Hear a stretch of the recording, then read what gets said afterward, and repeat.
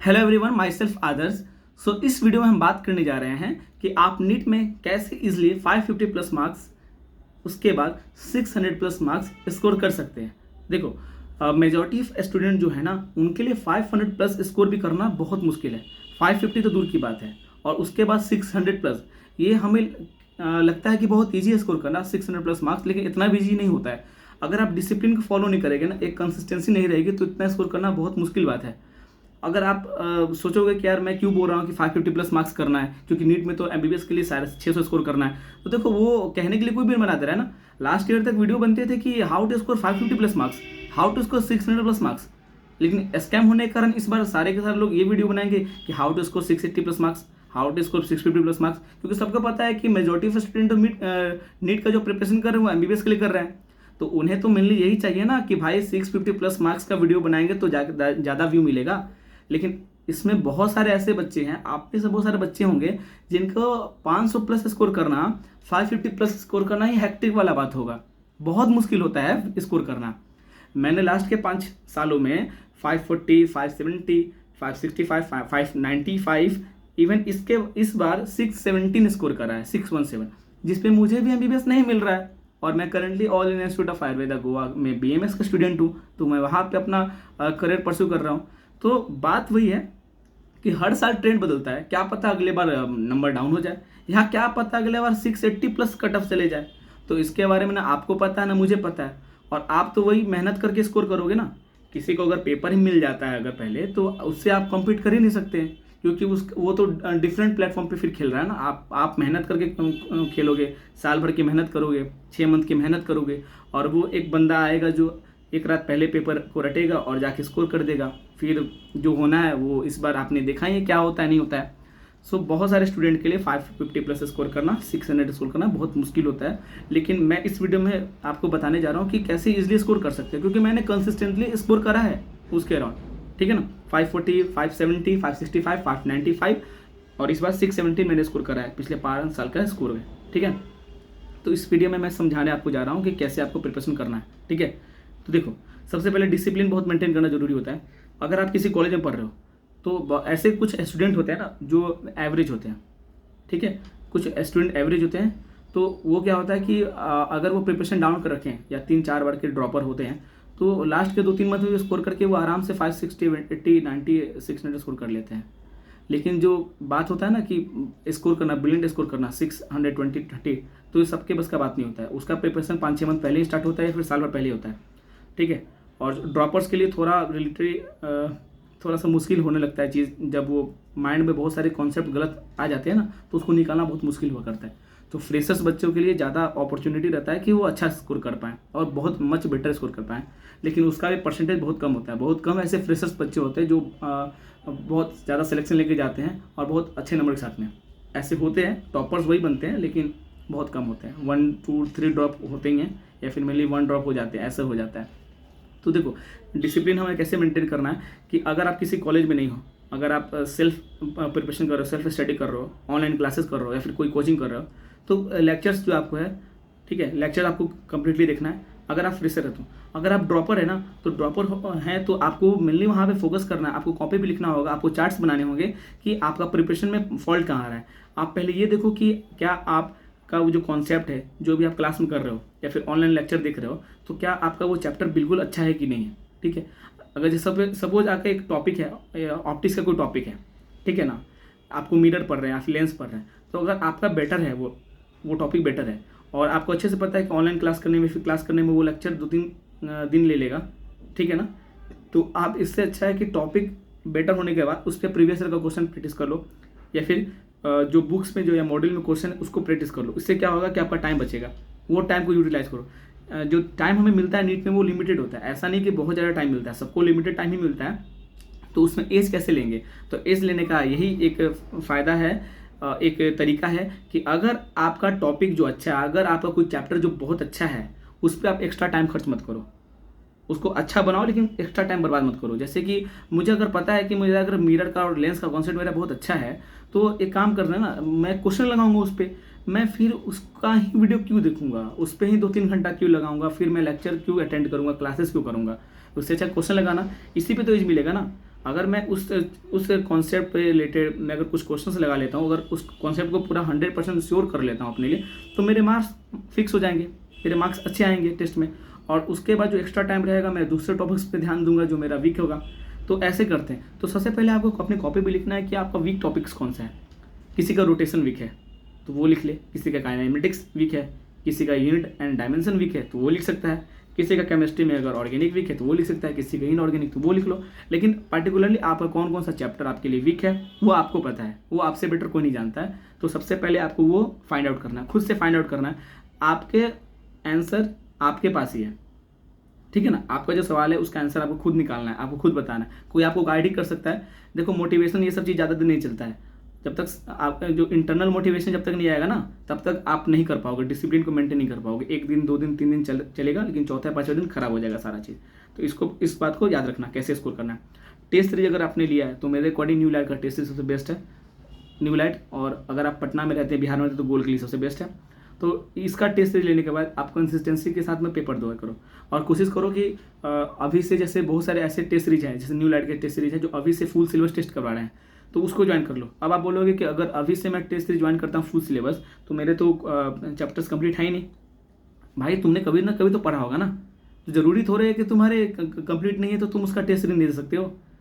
एक काम करो, टेस्ट होने से पहले 7 दिन का मौका मिलता है, 4 दिन का मौका मिलता है, 4 दिन में वो टॉपिक क्लियर करो, टेस्ट पेपर लगाया करो, प्रीवियस ईयर के क्वेश्चन किया करो, और फिर जाकर टेस्ट दिया करो। जरूरी थोड़े है तुम्हारे 700 प्लस मार्क्स आएंगे, 500 आएंगे, 300 आएंगे, 400 आएंगे, लेकिन एटलीस्ट तुम कवर तो किया करोगे ना। अगर सपोज अगर अभी से तुम्हें 50 फुल टेस्ट मिल रहे हैं नीट तक, और अभी जो मंथ चल रहा है जुलाई का, अभी से तुम्हारा जो प्रिपरेशन है वो 9 मंथ का बाकी है, अगर अभी से तुम फुल सिलेबस टेस्ट दे रहे हो तो उसका एक एडवांटेज, अगर तुम ड्रॉपर हो तो तुम्हें क्या मिल सकता है कि तुम हर बार फुल सिलेबस टेस्ट का तैयारी कर रहे हो, हर 5 दिन के लिए, 7 दिन के लिए, तो तुम्हारा उतना बार वो प्रिपरेशन हो जाएगा ना फुल सिलेबस का। 5-7 दिन में तो तुम फुल सिलेबस पर तैयारी नहीं कर पाओगे। तो एक टारगेट रखो कि 5 दिन में मैं 11th का पूरा पोर्शन रेडी करूंगा, फिर अगले टेस्ट में फिर 11th का। तो ये टारगेट रखो कि अगर मैं इस टेस्ट में जो अगले नेक्स्ट संडे को टेस्ट आ रहा है, तो उससे पहले मैं क्या करूंगा कि जो 11th का मेरे फुल सिलेबस है फिजिक्स केमिस्ट्री बायोलॉजी उसको रेडी करके जाऊँगा। और एटलीस्ट ये ट्राई करना है कि मेरा जो क्वेश्चन आएगा 11th के पोर्शन से वो नहीं छूटना चाहिए, यानी कि 720 में से 360 मार्क्स के क्वेश्चन है मेरे से बनने चाहिए, 320 330 स्कोर होने चाहिए। और अगले टेस्ट में जब जाओ तो ट्राई करो कि हाँ पिछले टेस्ट में मैंने 11th का टेस्ट सीरीज दिया हुआ है, 11th का प्रिपरेशन करा था, तो इस बार जो फुल सिलेबस आ रहा है इसमें मैं टारगेट करूंगा कि 12th के पोर्शन को, तो उसमें क्या करो 12th का जो पोर्शन उसको रेडी करके जाओ और उसके लिए टेस्ट दो कि उसमें से मेरा नहीं छूटना चाहिए, उसमें 310 320 स्कोर करो। और जब उसके अगला टेस्ट होगा तो पूरा का पूरा कंबाइन करके 11th 12th हुआ करो। तो देखो 3 सप्ताह के अंदर में तुम्हारा लगभग फुल सिलेबस स्टार्ट हो जाएगा अच्छे से देना, और उसके बाद उसको कंटिन्यूसली मेंटेन करके रखो। बस ये जो है ना कंसिस्टेंसी मेंटेन करना बहुत ज़्यादा इंपॉर्टेंट होता है। मैंने भी इसी ट्रिक्स को यूज़ करा था कि मैंने लगातार ऐसे किया था, लगातार ऐसे करते गया तब जाके मेरा स्कोर बहुत इंप्रूव हुआ था, टेस्ट में बहुत अच्छा स्कोर होता था, 650 70 80 ऐसे स्कोर हुआ करता था। वो बात अलग है कि नीट का प्रेशर अलग है, तो नीट के प्रेशर में स्कोर करना थोड़ा ज़्यादा टफ हो जाता है। लेकिन हाँ इतना तो रहेगा कि आपका 610 615 प्लस स्कोर हो जाएगा आराम से। और अगर आप प्रेशर मैनेजमेंट कर लोगे तो 650 भी स्कोर हो जाएगा, ठीक है। तो प्रेशर मैनेजमेंट करना वो अपने स्किल पे डिपेंड करता है। तो इसलिए बोल रहा हूँ कि टेस्ट सीरीज जो लो अभी से लेकर के कंटिन्यूसली दिया करो। ये मत सोचना कि मेरे मार्क्स नहीं आएंगे तो मेरे दोस्त क्या सोचेंगे, सोसाइटी क्या सोचेंगे, मेरे रिलेटिव्स क्या सोचेंगे, मेरे पेरेंट्स क्या सोचेंगे। ऐसा कुछ होता नहीं है। नीट में जब खराब होता है तो सब कुछ सोचता है, अभी खराब ही हो जाएगा तो कोई फर्क नहीं पड़ने वाला है, किसी को कोई जवाब नहीं देना है। अपना बस प्रिपरेशन करते रहो, अपना शांति से बैठे रहो, पढ़ते रहो, वही करो, और कोई ऑप्शन नहीं है। अगर अभी मार्क्स नहीं आ रहे ना तो कोई क्वेश्चंस करने वाले नहीं है, कोई कुछ नहीं बोलेगा आपको कि आप में क्या कमी नहीं है, ठीक है ना। लेकिन अगर नीट में मार्क्स नहीं आएंगे ना तो सबके सब आके पीछे पड़ जाएंगे कि क्या बात है, इतना पढ़ते थे स्कोर नहीं हुआ। तो बस पढ़ने से स्कोर नहीं होता है, याद रखना। मैंने भी गलती करी है स्टार्टिंग डेज में कि मैं पढ़ रहता था और पढ़ने के बाद टेस्ट नहीं लगाता था और बोलता था कि यार जितना में मैं 3 घंटा टेस्ट दूंगा उतना में मैं 2-3 चैप्टर पढ़ लूँगा अच्छे से, मेरा कॉन्सेप्ट अच्छा से बन जाएगा। लेकिन जब मैं अगला टेस्ट में जाता था और जब क्वेश्चन लगाता था तो वही गलत हो जाया करता था, क्योंकि मैं क्वेश्चन प्रैक्टिस करता ही नहीं था। तो क्वेश्चन प्रैक्टिस करना बहुत ज़्यादा इंपॉर्टेंट है इस फील्ड में। प्रीवियस ईयर क्वेश्चन को जितना रट सकते हो रट जाओ। रटना कुछ बुरा भी नहीं है भाई। यहाँ सबको लगता है ना कि कोई मेमोराइज कर लिया या रट लिया तो वो वर्ड गलत लगता है, रटना गलत लगता है ना। कोई फर्क नहीं पड़ता है। सिलेक्शन होने के बाद कोई पूछने नहीं जाता है कि भाई तुम रटे थे, तुमने ये किया था, मैं ज़्यादा ब्रिलियंट था। कोई ब्रिलियंट नहीं, जिसका सिलेक्शन हो गया वही ब्रिलियंट है, समझ रहे हो ना। जिसका सिलेक्शन हो गया सबसे अच्छा ब्रिलियंट वही स्टूडेंट हो गया। यही खेल है यहाँ का। मैं कितना ब्रिलियंट हूँ, मेरा सिलेक्शन नहीं हुआ तो भाई सब कुछ खराब है, याद रखना। तो रटो या जो भी करो, उसको तुम रटना करो या फिर मेमोराइज करना करो, प्रीवियस ईयर क्वेश्चन तुम्हारे माइंड में सेटअप होना चाहिए। अब तुम बोलोगे यार कि प्रीवियस ईयर क्वेश्चन को माइंड में सेटअप कैसे होगा? प्रैक्टिस से होता है। तुम जब लगातार प्रीवियस ईयर क्वेश्चन करोगे ना, 1 बार 2 बार 3 बार 4 बार 5 बार, कसम से बता रहा हूँ 6-7 बार में तुम्हारे माइंड में छप जाएगा प्रीवियस ईयर में कौन सा क्वेश्चन आया था, उसका आंसर तक क्या था तुम्हें छप जाता है। इवन मेरे साथ भी ऐसा हुआ, मुझे बहुत सारा प्रीवियस ईयर क्वेश्चन का आंसर याद था डायरेक्टली, अच्छा इसका आंसर ये होता है कॉन्सेप्ट। लेकिन आंसर याद नहीं करना है, कॉन्सेप्ट याद करना है कि किस कॉन्सेप्ट पे वो क्वेश्चन को सॉल्व किया गया था, किस कॉन्सेप्ट पे वो क्वेश्चन बनाया गया था, वो याद होना ज़्यादा जरूरी है। आंसर याद हो रहा है तो ठीक है, हो सकता है कि डायरेक्टली क्वेश्चन आ जाए, जैसे कि कुछ साल में आया भी है, लेकिन मेनली जो क्वेश्चन आता है वो डिराइव्ड क्वेश्चन होते हैं। प्रीवियस ईयर क्वेश्चन रहेंगे लेकिन डिराइव्ड होगा, कुछ डाटा चेंज कर देगा, कुछ कॉन्सेप्ट हल्का चेंज कर देगा, ठीक है ना। इसलिए डिराइव्ड क्वेश्चन ज़्यादा होते हैं, प्रोबेबिलिटी हाई होती है। तो मैं ये बोलूँगा प्रीवियस ईयर क्वेश्चन जो है उस पर कमांड करना, खास करके 32 ईयर्स का जो क्वेश्चन आता है उस पर कमांड करना है। तो ये ध्यान रखना, कंसिस्टेंसी मेंटेन करनी है, प्रीवियस ईयर कंप्लीट करना है, टेस्ट सीरीज को रेगुलर बेसिस पे देना है, टेस्ट सीरीज नहीं छोड़ना है। और ये खास कर नहीं सोचना है ना कि यार टेस्ट सीरीज नहीं दूंगा, क्वेश्चन नहीं लगाऊंगा, पढ़ूंगा। भाई क्वेश्चन पढ़ने से बुक्स पढ़ने से, नोट्स पढ़ने से ना नंबर स्कोर नहीं होते हैं, कुछ ना कुछ माइनर मिस्टेक कर जाओगे। और जब भी टेस्ट सीरीज देना तो एक चीज़ क्या करना मैं बताता हूँ कि एक मिस्टेक कॉपी बनाओ, ठीक है। सपोज एक कॉपी तुम बनाए हो और टेस्ट सीरीज जब लगा रहे हो तो तुम गए और एक क्वेश्चन ऐसा गलती करके आ गया जो तुम्हें बहुत अच्छे से आता है, प्रेशर में गलती कर, अरे यार इसका बी होना चाहिए था, मैंने डी मार दिया।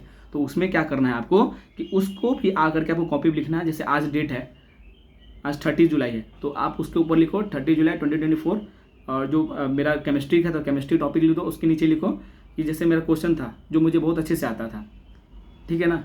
बोल देगा ना, कोई भी क्वेश्चन दे करके पूछ देगा कि अरे फलाना रिएक्शन है, ये हुआ वो हुआ, आपको बहुत अच्छे से आता था लेकिन गलत हो गया, तो आप उसको कॉपी भी नोट डाउन कर लो कि हाँ मेरे से ये गलती हुई है, उसको डिटेल में लिखा करो। अगर आपको अच्छे से आता भी था लेकिन गलती हो गया फिर भी लिखा करो, गलती होती है, हो सकता है रिपीट हो जाए अगले बार, तो अपनी गलतियों को कॉपी में लिखा करो, और वो भी थोड़ा डिटेल में लिखा करो। फिजिक्स केमिस्ट्री बायोलॉजी थोड़ा टाइम लगेगा, थोड़ा मन नहीं करेगा कि लिखने का, क्योंकि यार क्या बोरिंग काम है, लेकिन सच्ची बता रहा हूँ बहुत काम आता है। मैंने फॉलो करा, बहुत काम किया इस बार, बहुत काम किया। अपने मिस्टेक्स को कॉपी में लिखा करो और कंटिन्यूसली लिखा करो, बोर नहीं होना है।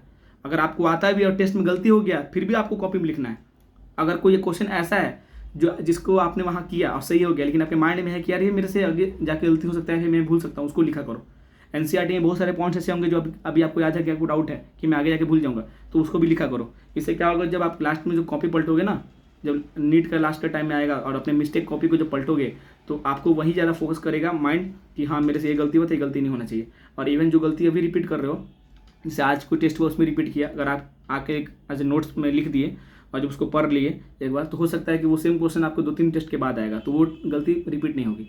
बहुत सारे बच्चे क्या होता है ना, एनालिसिस नहीं करते हैं टेस्ट पेपर्स का, लास्ट में जाकर के वो क्या करेंगे, नीट से पहले देखना स्टार्ट करते हैं अपना पेपर निकाल करके, हाँ मैंने ये गलती करी, मैंने ये गलती करी। फिर आपको गलती सुधारने का मौका ही कहाँ मिलेगा, फिर आप डायरेक्टली नीट का एग्जाम दोगे तो गलती सुधारे कहाँ। एक बार में सारा चीज़ याद नहीं होता है, जितनी सारी मिस्टेक्स होती हैं पूरे प्रिपरेशन के दौरान में 1 साल में। तो अगर आप सोचोगे कि नीट से पहले आप 2-4 दिन पहले अगर टेस्ट पेपर को पलट करके सारा क्वेश्चन को देख के अच्छा इसका आंसर ये था, मैंने ये करा था, गलती हो गया, वो गलती वहाँ पे सुधरेगी नहीं। वहाँ पे गलती हो गया तो -5 का मतलब 5-6 हज़ार रैंक डाउन हो जाएगा, या फिर 2-3 हज़ार रैंक डाउन हो जाएगा।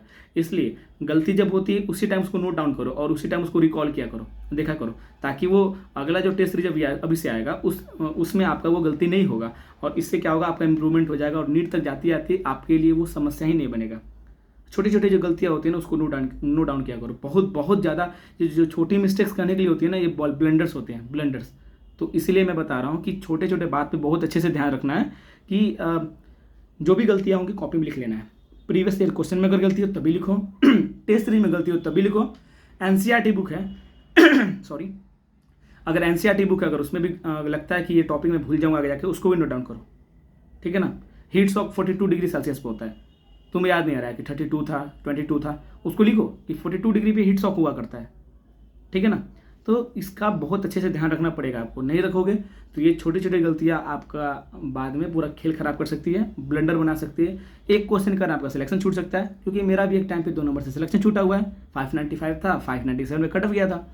तो इसलिए मैं बोल रहा हूँ कि छोटे छोटे पॉइंट्स को ध्यान रखना, जो मैंने नहीं रखा था अपने प्रिपरेशन में, और जब रखा तो पेपर लीक हो गया।